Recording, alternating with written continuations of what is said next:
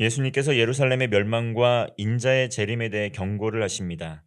이 마지막 때가 되면 이 고난과 재난이 있다고 주님께서는 말씀을 하십니다. 그리고 그때 이 반드시 하나님을 바라보고 하나님을 의지하는 그러한 삶을 살아야 함을 말씀하십니다.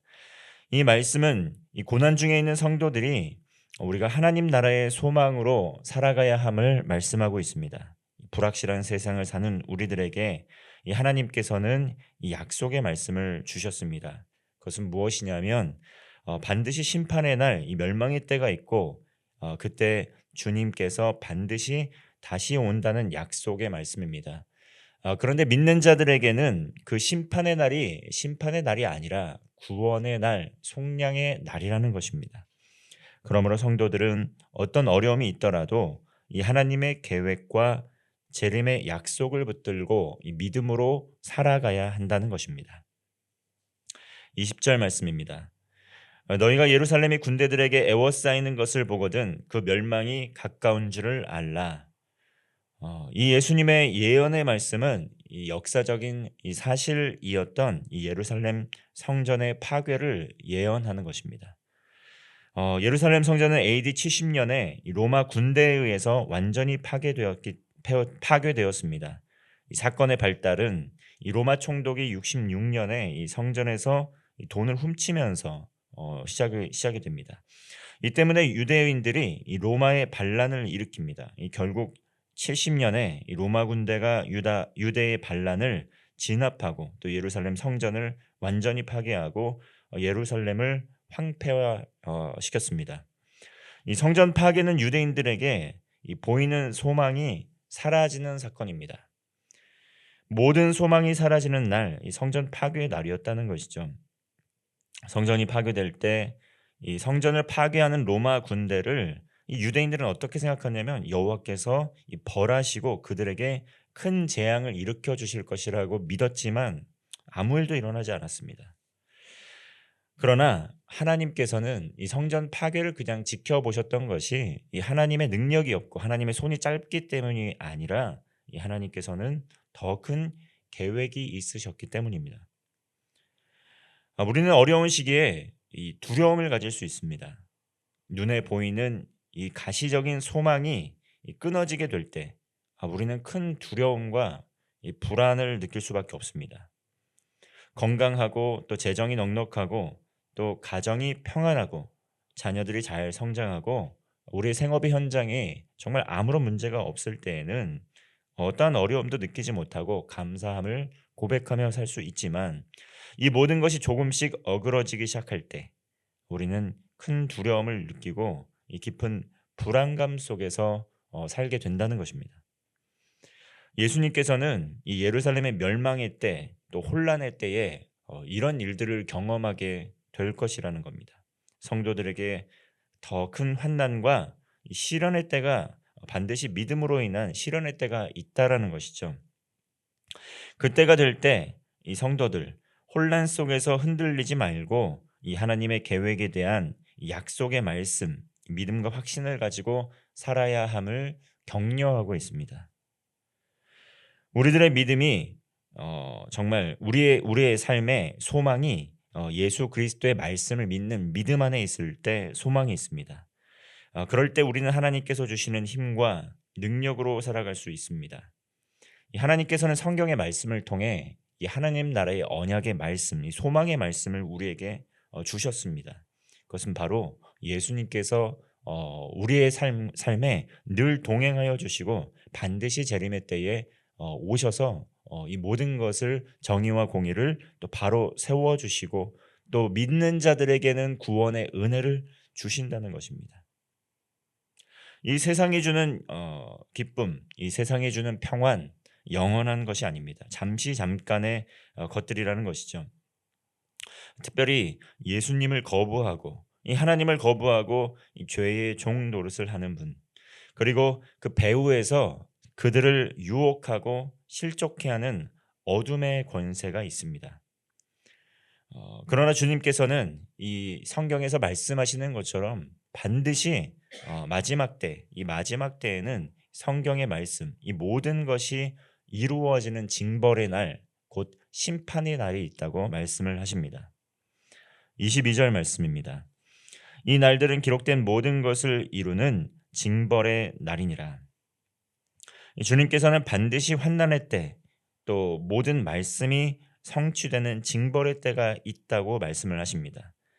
그러나 그것으로 끝은 아니라는 것이죠.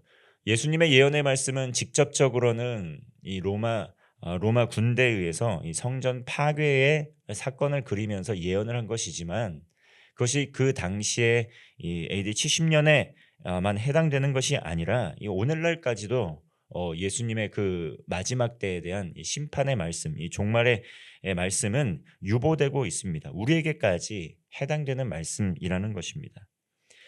그 고난의 때, 환난의 때, 핍박의 때가 올지라도 그것으로 끝은 아니라는 것이죠. 그리스도인의 환난, 그리스도인이 겪는 고난, 이 세상에서 우리가 겪는 그런 아픔과 슬픔, 이 사실 영원할 것 같지만 절대 영원할 수 없는 것들입니다. 이 세상을 살아가는 동안 겪는 이러한 시련, 역경들 일시적이라는 것이죠. 그러므로 하나님께서는 이 땅을 살아가는 고난당하는 성도들에게 반드시 예수 그리스도의 재림의 때가 있음을 알고 기억하고 그때를 준비하며 그때를 위하여 살아가라, 이렇게 말씀을 하십니다. 우리의 초점이 이 세상에 또 놓여 있는 것이 아니라, 이 세상에 대한 무관심은 아니지만 하나님 나라에 대한 소망으로 우리의 초점이 연결이 되어야 한다는 것입니다. 이 세상을 살아가는 동안 우리가 겪는 고난과 고통으로 인해서 염려하게 되고 두려워하게 되고 불안하게 됩니다. 그럴 때마다 하나님을 향한 우리의 시선이, 우리의 초점이 흐트러지게 되죠. 그러나 반드시 이 주님께서 약속하신 그 약속의 말씀처럼 이 주님께서는 반드시 다시 오셔서 이 믿는 자들을 속량하여 주시고 구원하여 주실 것입니다. 마지막 때에 사람들이 몹시 요동할 것입니다. 흔들릴 것입니다. 마음이 심히 또 그 불안하고 두려움 때문에 어려움을 겪을 것입니다. 26절 말씀을 보면 사람들이 세상에 임할 일을 생각하고 무서워함으로 기절하리니 이는 하늘의 권능들이 흔들리겠습니다. 그때가 되면 세상 사람들은 마지막 때에 이 무서워하고 심지어 기절할 정도의 두려움, 공포를 느끼겠지만, 이 성도들은 예수 그리스도의 재림의 날은 멸망의 날, 심판받는 날이 아니라 하나님 나라가 완성되는 날, 구원의 날, 또 속량의 날이라는 것이죠. 27절 말씀을 보면 그때의 사람들이 인자가 구름을 타고 능력과 큰 영광으로 오는 것을 보리라. 그리고 또 28절 말씀은 또 어떻게 이야기합니까? 이런 일이 되기를 시작하거든 일어나 머리를 들라 너희 속량이 가까웠느니라 하시더라. 예수 그리스도의 재림의 날은 믿는 자들에게는 구원의 날입니다. 영광스러운 예수님을 영접하는 날이라는 것이죠. 예수님께서 예언하신 예루살렘 성전의 파괴, 수천 년 전에 일어난 사건입니다. 이미 성전이 파괴될 때 수많은 사람들, 유대인들, 특별히 유대인들은 세상의 끝날이 가까이 왔다, 이렇게 생각을 했을 것입니다. 그리고 예수님 곧 오실 것이다 라고 믿었을 것입니다. 그러나 예수님께서는 정확한 때와 시기는 아무도 알 수 없다, 오직 아버지께서만 아신다 말씀을 하셨습니다. 그리고 수천 년이 지났지만 아직도 그 예수 그리스도의 재림은 유보되고 있습니다. 그러나 주님께서는 반드시 이 땅에 오셔서 하나님 나라를 완성하실 것임을 약속하셨습니다.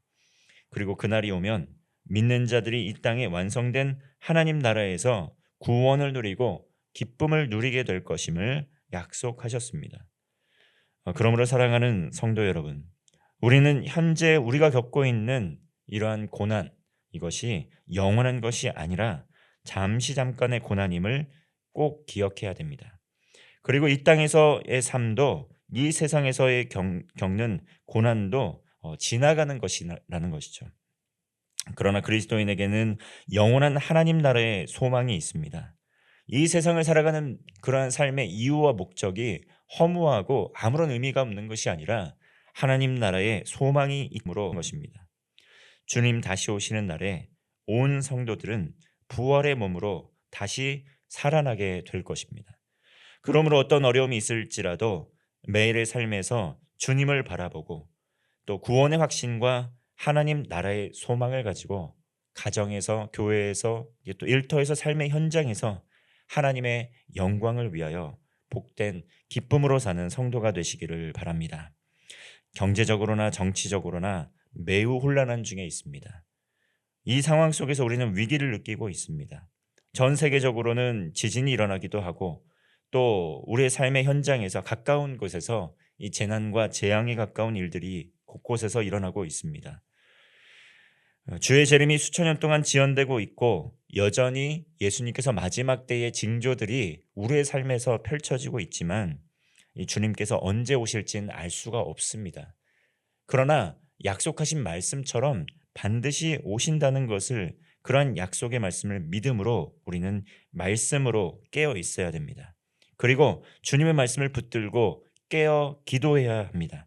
주님께서 우리에게 주신 생명의 말씀, 그러므로 천국의 소망으로 오늘 하루도 주의 말씀과 또 주님과 동행하며 담대히 사는 성도가 되시기를 주님의 이름으로 축원합니다. 기도하겠습니다.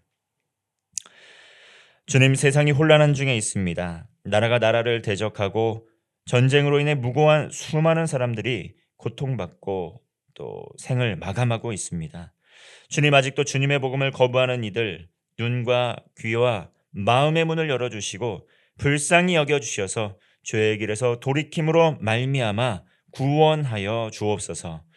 이 땅을 살아가는 동안 주님께서 우리의 구주이심을 믿음으로 고백하게 하여 주시고 주님의 주권을 날마다 인정하며 믿음으로 살게 하여 주시옵소서.